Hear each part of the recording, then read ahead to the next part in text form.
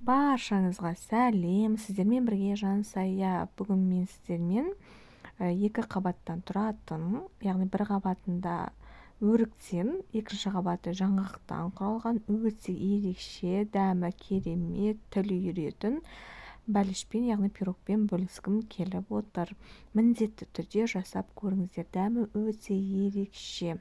Менің арнамнан түрлі рецепттер табасыздар, сондықтан жазылып кетуді де ұмытпаңыздар.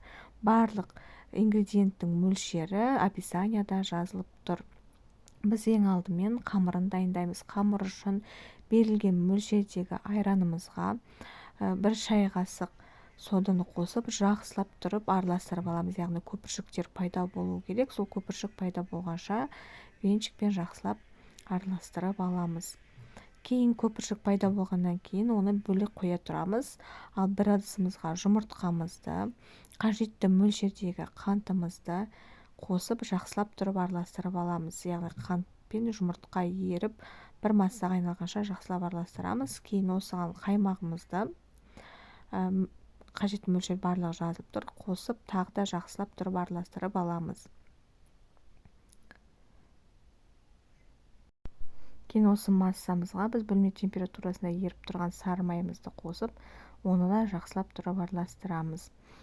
Барлығын араластырып алғаннан кейін жаңағы бөлек қойған айранымызды қосып, барлық масса біріккенше тағы да араластырып аламыз. Кейін осы массаға біз ұнымызды, еректен өткізілген ұнымызды қосып, жақсылап тұрып қамыр пайда болғанша илеп аламыз. Қамырымыз осындай илеп алғаннан кейін біз осыған 4 ас қасық сұйық майымызды, яғни өсімдік майын салып, тағы да жақсылап тұрып илейміз. Осындай қамыр пайда болу керек. Бұны біз 3 бөлікке бөлеміз, 2 үлкен және де 1 кішірек. Үлкен бөліктері асты мен үстіңгі бөлігіне қажет. Тағы бір үлкен бөлігін алып, астыңғы жағын жақсылап тұрып жайып аламыз. Яғни бұл астыңғы бөлігіне кететін нанды, қамырды яғни жаямыз. Осылай формамызға келтіріп, вилкамен осындай тесіктер жасап аламыз. Салмасына жаңғақ пен қантымызды салып, блендерден өткізіп, осындай ұсақтап аламыз. Оны формамызға жаңағы саламыз. Барлық бөлігін салмайсыздар, кішкене бір уыстай алып қаласыздар.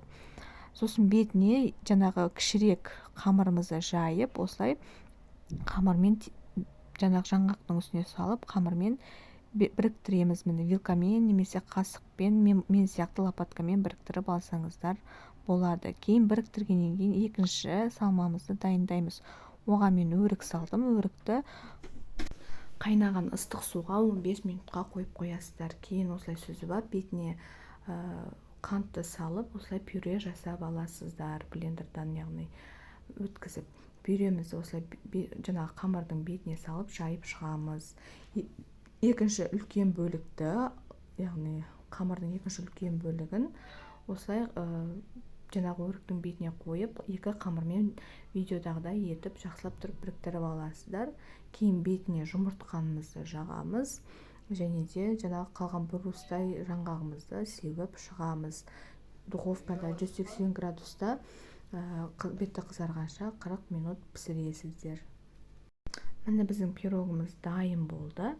Міндетті түрде жасап көріңіздер. Дәмі енді өте ерекше. Міндетті түрде көріңіздер. Менің арнама жазылып, осы видеоға лайк басуды да ұмытпаңыздар. Ас болсын.